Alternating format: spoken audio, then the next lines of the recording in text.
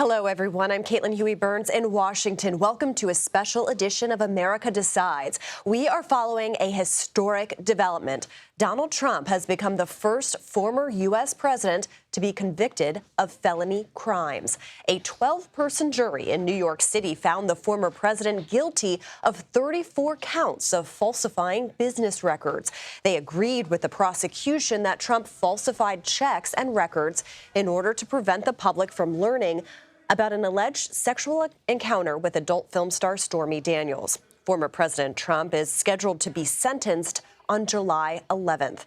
Errol Barnett and Katrina Kaufman have been covering all of this inside and outside the courthouse for us all week. Thank you both for being here on this historic day. Errol, I want to start with you. Can you just walk us through what happened in that courtroom as the verdict was handed down?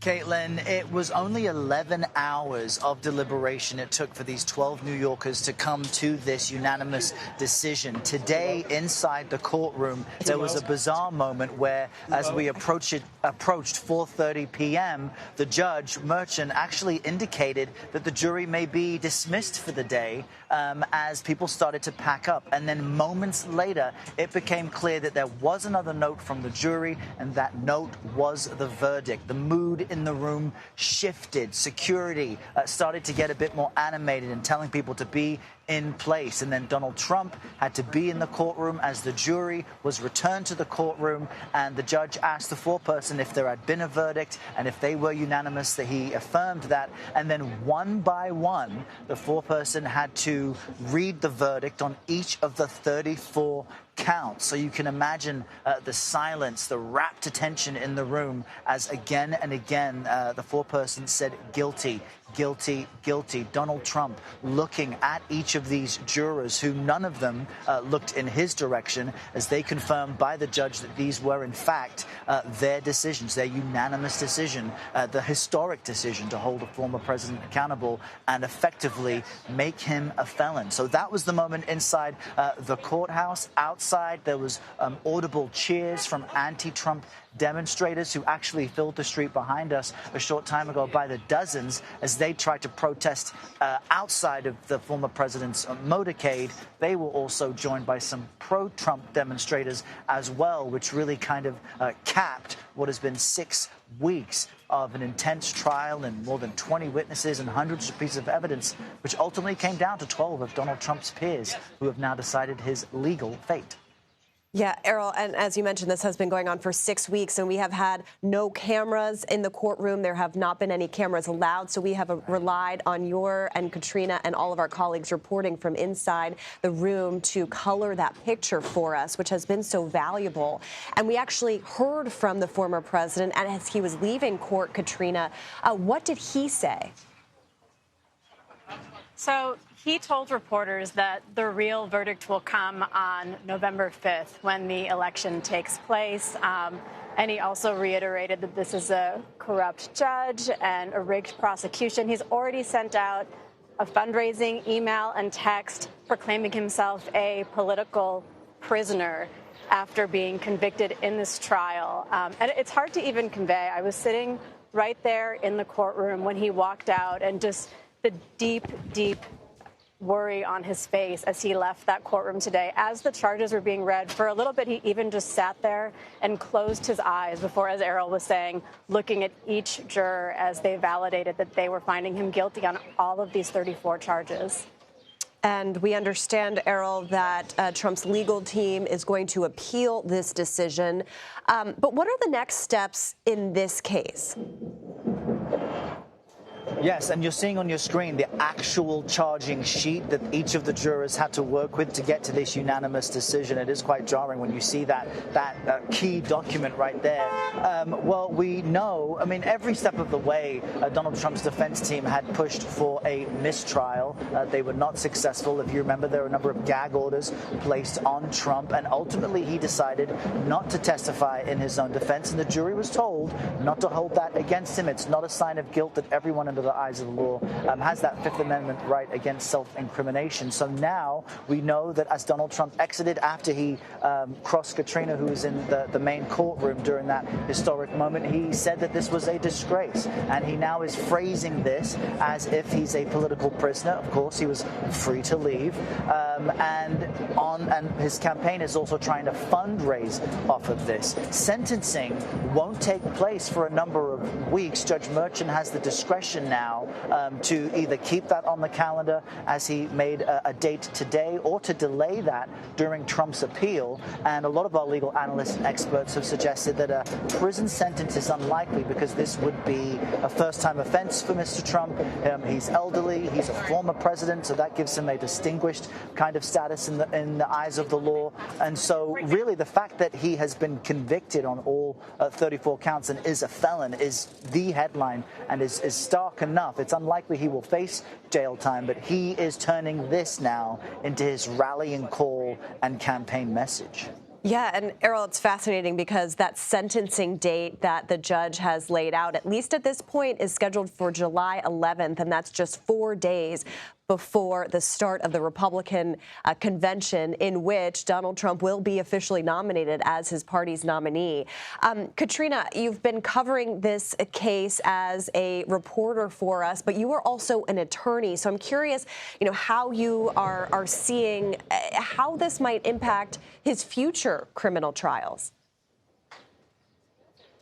I mean, this particular verdict doesn't actually impact the other trials, but I think it is a very powerful moment. Donald Trump is someone who has always said he could, shoot someone on the street on Fifth Avenue and not be held criminally accountable. We're also still waiting for the determination by the Supreme Court whether he has presidential immunity regarding his D.C. election interference trial. And in that trial as well, they're trying to claim that essentially as president, you can get away with anything. And today proved that that is not true.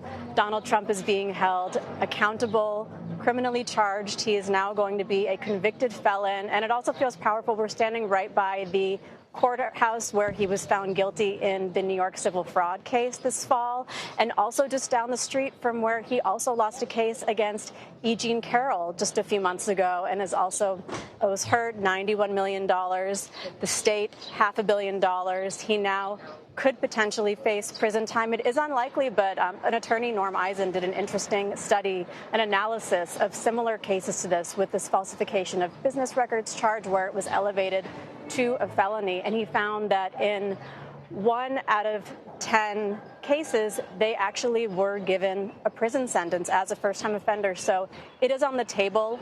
I do think that Judge Juan Merchan has been very sensitive to the fact that Trump is a former president, a potential future president, and there's just no way that that political impact can't come into play as well. But another thing to account for is that when sentencing happens, sometimes things like remorse come into play. And Donald Trump has in no way taken any responsibility for any of these crimes. He also had numerous gag order violations during this trial. He was held in contempt 10 times, and all of these things can weigh into that sentencing decision. Yeah, as he exited the courtroom, it was striking to hear after he had just been found guilty on 34 counts that he declared that he was, quote, very innocent. Errol and Katrina, you have been covering this all for us for so long. We are so grateful for your reporting and giving us the scoop inside what it was like in that courtroom. Thank you. Let's get over to the White House now, where Ed O'Keefe is. I know you've been following all of this reaction from the Biden campaign. So how is President Biden reacting to this verdict, and do we expect to hear from him personally?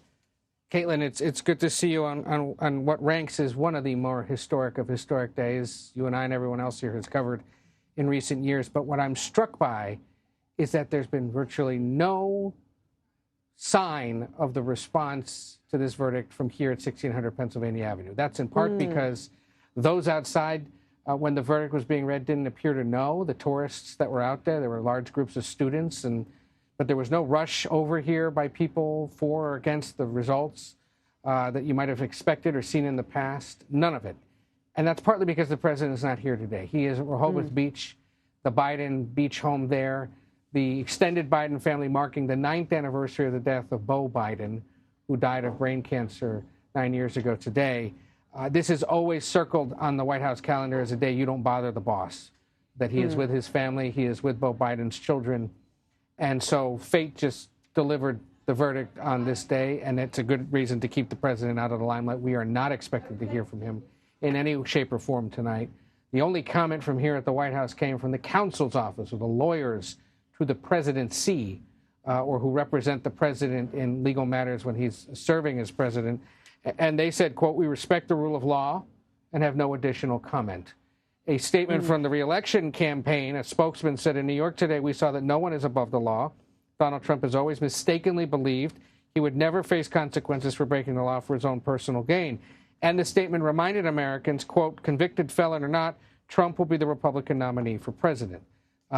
Whether the president, the sitting president, decides to say anything more remains to be seen, and we'll have to wait until tomorrow. He is expected to come back for at least a few hours from his family time in Rehoboth Beach for meetings and for, of all things, a meeting tomorrow afternoon with the Kansas City Chiefs to mark their Super Bowl victory. Would he say something before that? There's certainly hours in the schedule right now that would allow for it, given that perhaps saying it with the Kansas City Chiefs behind him would seem a little improper. The other thing that's happened tonight pretty quickly is vigorous fundraising by both the Trump and Biden campaigns. The moment Donald Trump was walking out of the courtroom out into that infamous hallway to address the cameras, his campaign texted and emailed a statement to supporters saying, quote, "I am a political prisoner." Moments later, the president's campaign sent out a fundraising appeal saying there's only one way to keep Donald Trump out of the Oval Office, at the ballot box. Our producer, Bo Erickson, noted a few moments ago that they sent another fundraising appeal just in the last hour, and it kind of goads Biden supporters along, saying, quote, "If you have been waiting for the perfect time to make your first donation to Joe Biden's reelection campaign, we're here to tell you today is the day." Not trying to fundraise on behalf of either of these campaigns, but just to sort of convey to those of you who maybe don't get these what the political implications are. And what they are is both sides are trying to rally the troops and their base of support, understanding that now there are several months of campaigning to go. Yeah, exactly, Ed. And we saw kind of a shift in terms of campaign surrogates for Biden going to the courthouse this week, Robert De Niro and others, to kind of make a political point here. So the political fallout of all of this for both candidates remains to be seen, but we will be following all of it. Ed O'Keefe, thank you. As you mentioned, we have been covering so much history together, but this is unlike any other day. We appreciate your time in reporting. Daniel Horowitz joins me now. He's a defense attorney and partner at McLaughlin Stern Law Firm. Good to see you. Thank you for being here. So you are a former assistant district attorney in the Manhattan District Attorney's Office. So I'm really curious, just given that experience, what do you make of this verdict? I think it's a historic verdict, and it is a historic day for the Manhattan DA's office. Clearly an important case for all of the obvious reasons, but it had its challenges, and I think that the DA and his team did a masterful job in putting together a complicated case, but doing it in a way that there's a narrative that the jury could understand. A very simple story in a lot of ways, with a lot of complex moving parts. A simple story that Donald Trump is running for president. He's got news that's going to come out that's going to hurt his campaign and his chances to be president. And he conspires with David Pecker and Michael Cohen to come up with a scheme to suppress negative stories and to pay off the people who have the stories that could derail his campaign. It's a fairly simple narrative, had a lot of complex pieces to it, a lot of different kinds of evidence, documents, witnesses, tapes. It had witnesses like Michael Cohen, who, by his own admission, is almost a serial liar. But he was a serial liar who was hired by Donald Trump. And that's something that the DA was able to capitalize on. Yeah, the strategy from the prosecutors here is seems obviously to have paid off in this case. I'm curious what you make of how the jury arrived to this decision in the amount of time that it did. They started deliberations yesterday, arrived at this conclusion today. What do you make of that timeline? So it says one thing that's very simple. This was an extraordinarily strong case. And, you know, as the media covered this case as it unfolded with witnesses like Stormy Daniels, a porn star, Michael Cohen, a convicted felon, David Pecker, the publisher of the National Enquirer, you know, there's Keith Davidson, porn star's lawyer. You know, you had a lot of sort of unseemly pieces to this that in the narrow sense on the day-to-day, okay, what happened today in court? Oh, gosh, the witness said this, and there was cross-examination, and the cross-examination might have been effective. But what the DA's team did at the end of the day is, in a masterful tour de force performance, the DA brings together, Josh Steinglass, brings together all these complex pieces in a narrative that the jury, as I said a minute ago, could understand. And the fact that the jury came back so quickly speaks to the strength of the case. All right, Daniel Horowitz, thank you so much for being here. We appreciate it. And we are going to go to Robert Costa now, who joins us also from outside the courthouse. Bob, you have been covering this since the very beginning. It has been a long trial, but this is not just a criminal conviction. This now goes into the political sphere and the fallout to come from this. Donald Trump is running for president. How is this going to affect him on the campaign trail? I mean, we saw him come out today and declare that he, in his words, is a very innocent man, declaring this as a rigged system. How do we expect him to move on politically? Well, he's not going to move on politically. I've been speaking to sources close to former President Trump tonight, and it's evident that this is a seismic political and legal moment for Trump. Legally, he is going to begin the appeals process very soon and start to fight this in the courts. At the same time, he is going to use this conviction, 34 felony counts, to rally his base and to say to the Republican Party that, in his view, he was wrongly convicted, and he needs them to stand by him ahead of the Republican National Convention, which is just around the time he will be getting this prison sentence. This is a surreal moment for American politics and American democracy. You're going to have a presumptive Republican nominee enter the convention as a convicted felon facing possible jail time, while at the same time paying very little, if any, political cost with his own party. In fact, they're rallying to the political barricades right now on social media and on conservative media channels to say we stand with Trump. And that tells you about the summer of grievance that's ahead. Yeah, Bob, I want to talk a little more about that, because you note, I mean, and we use this word all the time when it comes to Trump and everything that has happened and is to come, that, you know, pretty much everything is unprecedented when it comes to Donald Trump and what he is doing here and facing here. But this is the first felony conviction of a former president. And you have been following this since the beginning. Give us a sense of, you know, what it has been like there, what the reaction has been like to this. The mood here in the park in Lower Manhattan for the past couple of hours has been one of almost stunned silence. There was a bit of cheers when the verdict was revealed, when the 34 guilty counts were announced inside the courthouse behind me. And then that quiet fell over the park here. This is a moment in America we haven't seen before, to use the word you chose, unprecedented, but it's also a test for the American people, the American political system. Because unlike, for example, past presidential moments where the country really saw scandal erupt, like Watergate in the 1970s, there's not a consensus now in the American political discourse about the rule of law, about the judicial system here in New York, or the justice system on a federal level. You have many Republicans aligned with Trump, believing, in their words, it's rigged, even though Trump was just tried by a jury of 12 New Yorkers, his peers. And many Democrats see Trump as a threat to democracy. Robert De Niro, the Academy Award-winning actor, I spoke to him a couple days ago, and he told me he came here because he really believes Trump is a threat to the order that was established by the Constitution and the Founding Fathers. So you have these diametrically opposed viewpoints, not just red and blue anymore. It's populism and nationalism versus almost traditional institutional thinking on a variety of fronts. And all of that is a cloud over the consequence of this trial. So this is a moment where there's uncertainty on the horizon, politically, legally, and in terms of American democracy. Yeah, and Bob, as you are always right to remind us that we can assume nothing. So we will see what the fallout and consequences are politically in this election. Bob, we thank you very much.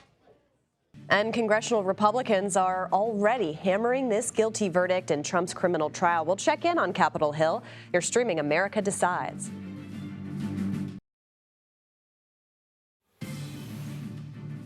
Republican congressional leadership has been critical of former President Donald Trump's guilty verdict. Our Scott McFarland joins us now to discuss. Scott, thank you for being here on this marathon day. So we had House Speaker Mike Johnson. Of course, he and almost all Republicans have been critical of this process. How is he reacting to this?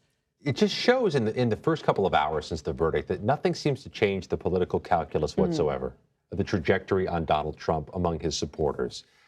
House Speaker Mike Johnson issued a statement which is symmetrical, parallel to so many other Republicans, saying the weaponization of our justice system has been a hallmark of the Biden administration, and the decision today is further evidence Democrats will stop at nothing to silence dissent and to crush their political opponents. We had several other statements from several other Republican leaders with a number of keywords, Caitlin: corrupt, rigged, weaponized, political. If that word cloud was created of the statements, you'd see those words at the center of it. Democrats leaning into the parallel argument, or the reflection of that argument, which is that this was the system working. This was citizens, the former president's peers, rendering a verdict. This was not the work of any political actors, certainly not the Biden administration. Yeah, nobody is above the law in their words in a lot of those statements. We've seen kind of a parade of Republican allies outside the courthouse. Nearly every day he has had some kind of cohort of supporters outside the courthouse. Give us a sense of, what comes next for Republicans on Capitol Hill. Does this become part of a campaign argument? As you mentioned, they're really echoing Trump's campaign phrases. These are Republicans who, first of all, not only synchronized their message outside the courthouse, but synchronized their clothing at one point outside the courthouse. It was a choreographed message, at least it seemed that way.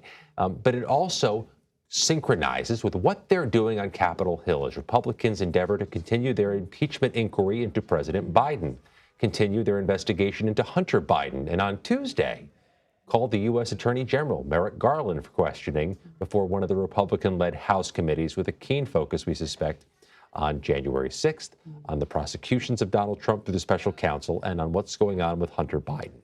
So you have this political tonnage they're carrying and are poised to use and dump in the coming weeks. And as you mentioned earlier, the sentencing for this conviction could come 4 days before the Republican National Convention.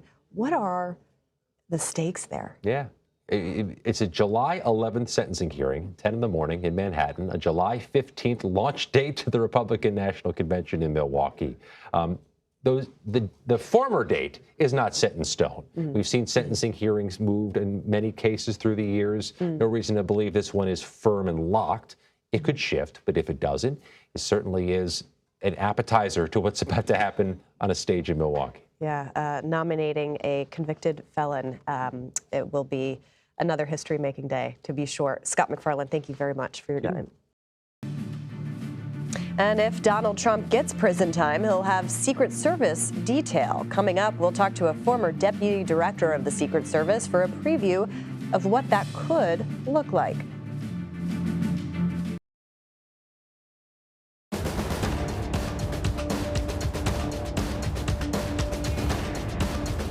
While this defendant may be unlike any other in American history, we arrived at this trial and ultimately today at this verdict in the same manner as every other case that comes through the courtroom doors, by following the facts and the law and doing so without fear or favor.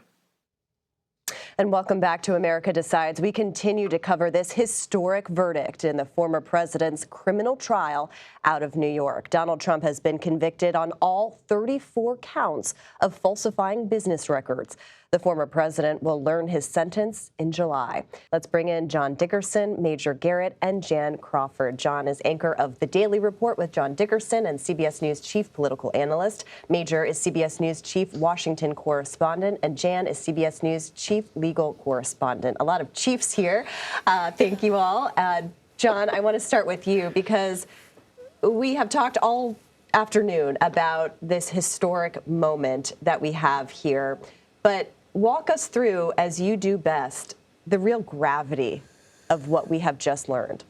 Well, in 237 years of the American presidency and 46 men who've held that job, one has never been a convicted felon. So that sets the stakes right there. I think that the real gravity that is on my mind right now is that Donald Trump is now not just convicted, but he is also the Republican nominee, and there's an election underway, and there is a Veep stakes underway, and the incentives of politics are to run down and denigrate the legal system. That's not to say that Donald Trump, like every other person, isn't allowed his chance to appeal and that there might not be grounds for appeal. But to go so far, as some of his supporters are doing, and make the groundless accusation that Joe Biden is, involved in this in some way, echoes the same kinds of baseless claims that were made after the 2020 election, which Donald Trump lost. And when those baseless claims are made that the system is rigged, people who are of a mind to operate and take things into their own hands, when that kind of prodding is given to them, they take things into their own hands. And I am concerned now about how people who should be stewards of the system, of the constitutional system, how they will react in political terms that exacerbates the violent responses that we've seen in our politics, obviously most notably on January 6th. Yeah, Major, to that point, we have seen Donald Trump be able to evade political consequences, legal consequences up until now. Today changes that. Today changes that in a legal context. The former president said that won't matter on November 5th because I will give my answer and my voters and supporters will give their answer and reelect me. My legal answer is a political answer. And for the better part of the weeks that this has been proceeding in New York, former president has availed himself of every opportunity to, as John said, criticize, if not denigrate, the legal system and make a political plea. I am being persecuted. I am being singled out. And many of his Republican supporters look at the judge and say there are Democratic connections there, financial and otherwise, to candidates, or the prosecutors. What they haven't said, however, and all those things are true, that doesn't mean this case is illegitimately brought, but they are points of political conversation that have a legitimacy to them. But what they don't say is evidence submitted before the jurors was fraudulent. Those checks aren't made up. The checks that have Donald Trump's signature on them, and the testimony of one of his closest friends, David Pecker, who ran the National Enquirer, was emphatic. We talked about it. We launched this. This was a scheme. This was to influence the election, and I was part of it. The critics of this process are not assailing either those checks or that evidentiary pattern the prosecutors laid before the jury or the most relevant and compelling testimony about what those checks represented. And that's one of the things that's going to persist as we debate what this verdict does or doesn't mean. The former president and his Republican supporters will say it means that the justice system is completely unraveling. Those who support this verdict will say, wait a minute, what did the evidence say? Are you contesting the evidence? And until Republicans start actually contesting that evidence, I think they are going to have to acknowledge they are not on as firm legal footing as they might think. And this happened in the context of a legal proceeding. As much as the former president and allies are describing this as a political theater, it was not. This is a jury of 12 people, Jan, a jury of the former president's peers. How do you imagine that they arrived at this decision? Unanimous on all counts. And swiftly. Yeah. I mean, that's, I think, can't be overstated how quick this verdict came down after they took, obviously, quite thorough looks at testimony and had instructions reread. And the jurors, the judge has said that they're free to talk. So we're all going to eagerly be waiting what some jurors choose to say or not about how they did reach this verdict. I mean, it was a New York jury coming from all walks of life, as New York is. You had 2 lawyers, you had people from a variety of jobs who get their news from a variety of sources. What you're going to see and what we've already seen from Trump and his allies is that this is a New York jury in a state in an area that goes overwhelmingly Democratic, and that will play well to his base and in certain swing states. And I think one of the things that, we now have this first ever conviction of a president, of a presidential candidate. He is a convicted felon, but this was just one of 4 potential trials that he could have faced. And, to that extent, yes, this is a run-of-the-mill business trial. Some people equated it to, prosecuting Al Capone on tax evasion charges, so he is convicted. But there were other cases that I thought were more, and, the timing-wise, this is the one that came up first. But, you had the classified documents case in Florida. You had the prosecution by the special counsel, Jack Smith, for the actions, which are on video and phone calls for January 6th and efforts to overturn the 2020 election.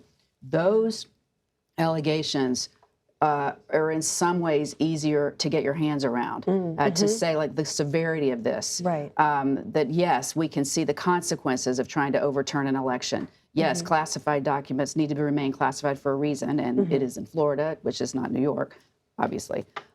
So I think you're going to see in the days ahead efforts, and we've already seen it, to undermine not only this indictment, this prosecution, this jury, this judge, and there will be people who believe that.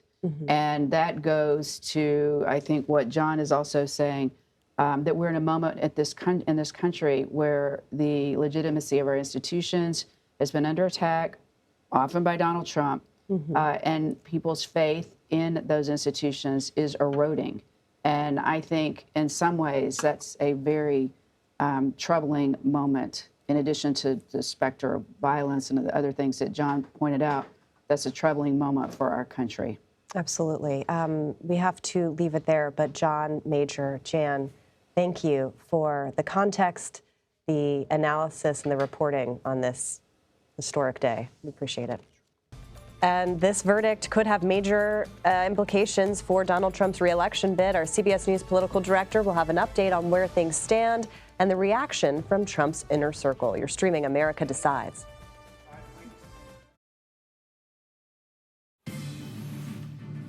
The verdict in former President Trump's criminal trial could have a major impact on the presidential race. After the jury made its decision, Trump said, quote, "The real verdict is going to be November 5th. CBS News political director Finn Gomez joins us now for more. Finn, great to see you. This is a day unlike any other. We have been saying that all the time when it comes to Donald Trump, but this really is a day that we just haven't seen. He is the presumptive nominee of the Republican Party, and yet now is officially a convicted felon. What are you hearing from Trump's inner circle about how they're feeling about this verdict? Hi, CHB. Yeah, so I've spoken to several people in the Trump campaign, and also close Trump allies.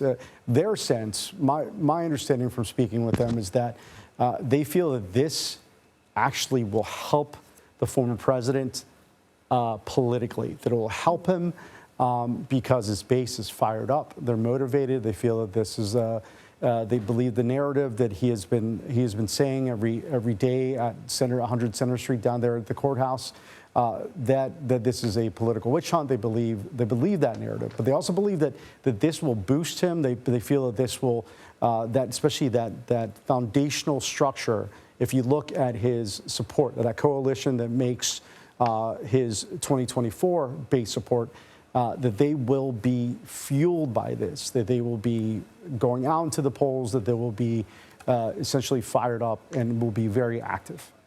And Finn, do you have a sense from them about whether this could potentially, whether they see this as not only animating their own base, which is of course going to be riled up for him, but whether it might convert anyone in the middle? Well, we did see some polling, Caitlin, just this week that showed from NewsHour and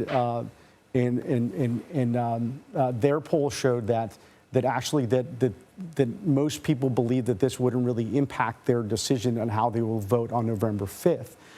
However, the amount of attention, the amount of national and global attention this unprecedented conviction is getting, as you referenced, CHB, this is the first time we've ever seen a presumptive nominee, a former president, convicted in a criminal trial. And this, for those that I've spoken to who are aligned with President Biden and his campaign, they have told me that, frankly, they believe that this will help the other side, will help them politically. Well, if you look at those who will now be paying attention, perhaps, let's take there's been a lot of attention on that Nikki Haley supporter that we saw, who's sort of still questioning whether they will support Trump or not. People close to the campaign, to the Biden campaign, tell me they believe that this will help them with that voter. That would help them in those 7 battleground states that we've been paying attention to, that could decide this race. And for those Biden Democrats that I've spoken to, they think this will help them pull some of those Haley voters into their camp. Yeah, Finn, you make a really good and important point, which is that all of this has been a hypothetical. So now that it is reality, how do voters assess that? And we will be talking to a lot of them over the next several months to assess their feelings about all of this. Finn Gomez, thank you very much. Thank you. Let's go now to A.T. Smith. He's the former Deputy Director of the Secret Service. A.T., it's great to see you. Thank you so much for being here. So I want to talk about the possibility of jail time for the former president. Most legal analysts we've talked to have said that they really doubt that any jail time would be administered for the former president, given the circumstances. But if that were to be the case, if he was sentenced to jail, what would that look like, given that he would be under Secret Service protection?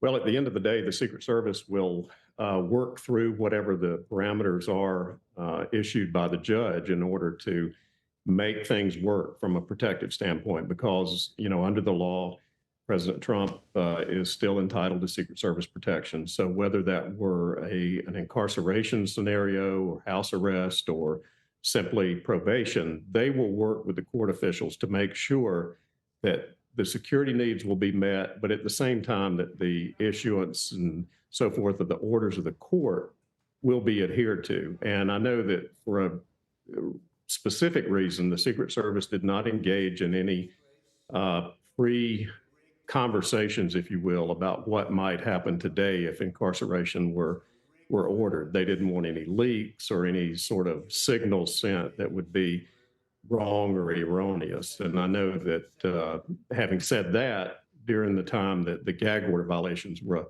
an issue, the service did have some conversations about what if, and in that scenario, there were several things put on the table, whether it's the VIP section of Rikers or even to some degree, there's a VIP detention ward at Bellevue Hospital, or certainly, house incarceration or house arrest at Trump Tower. So there were a lot of things discussed, not in the context of this, but in the context of the gag order. But at the end of the day, and the Secret Service has put out a statement today saying that they will adhere to the orders of the judge, but at the same time, they will carry out their mission as they always do. Yeah, and regardless of what happens with the sentencing, there must be a heightened sense of alert in terms of potential threats to the former president, especially now that he is a convicted felon. That will take a couple of days to see, but as you can see from today's events, the NYPD enhanced their security perimeter around the courthouse very quickly because of the verdict, I think. But at the same time, the Secret Service will work with its state and local partners wherever the former president may go to make sure that the security needs are met. In terms of threat analysis and the intelligence there, it will take a day or so to discern that. Normally, events may drive the threat level up a little, but then, once those things are investigated over a matter of days, they tend to flatten out again. So we'll just have to wait and see, and the Secret Service will take a hard look at that over the next few days to see what kind of threats come in, both pro and con for that matter, to see what sort of evaluation they need to do. And that plays into the enhancement of security at any venue that they may go to. All right, we will keep an eye out for that, certainly. A.T. Smith, thank you very much for your time. Thank you for having me. And reaction to the Donald Trump verdict is still coming in. We'll talk to CBS News election law contributor David Becker about what precedent this case sets and the possibility of political violence. Stay with us. For the first time in American history, a former president has been found guilty in criminal court. CBS News election law contributor David Becker joins us now. David, good to see you. Thanks for being here. So we have never been here before. Talk to us about the precedent that this case sets. Well, it's historic, as you've noted, and many others have commented. We've never had a former president convicted of a felony before. We knew this was likely coming. There were multiple cases in the works. This is the first one that got there. But this could have an impact, not just on the election and how we choose our next president, but on how people respond to institutions and our democracy overall. One of the things that I'm keeping a close eye on is whether or not this might cause the minority of Americans who will believe the claims that this was rigged and this was a Biden prosecution, both of which are false, and who might be inclined to get angry because they support Donald Trump, whether this might lead to political violence over the next several months. But I'm also struck by how resilient our institutions are.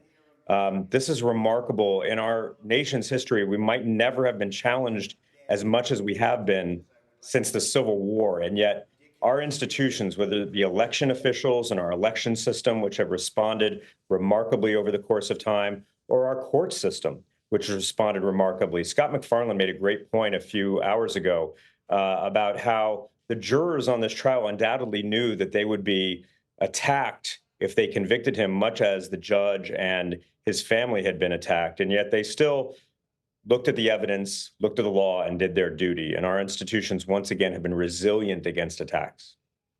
Yeah, and that's important to note, especially with these potential threats of political violence, especially given how Trump supporters have shown that they're willing to stand up for him.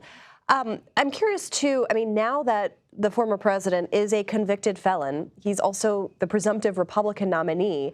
He is going to be nominated as the party's nominee in July. Can he still vote as a convicted felon? Yeah, that's a great point. I've been getting that question a lot recently. It is undoubtedly true that he is going to be the Republican nominee. He is going to run. He can take office despite this conviction. His right to vote, he's currently a Florida voter, is going to be subject to Florida law. What Florida law says is that if you are a convicted felon, you are subject to the laws of that state with regard to the felony conviction, in this case in New York. And in New York, you're eligible to vote so long as you are not currently incarcerated. So he is extremely unlikely, almost a 0% chance of him being incarcerated by November. So it's almost certain that he will still be eligible to vote under Florida law. All right, that is important clarity for us, and we will wait that sentencing scheduled for July 11th, just days before the political convention for the Republicans. David Becker, as always, we thank you. Thank you, Caitlin. And that does it for us here today. You've been watching a special edition of America Decides. John Dickerson picks up our coverage next with the Daily Report. I'm Caitlin Huey-Burns.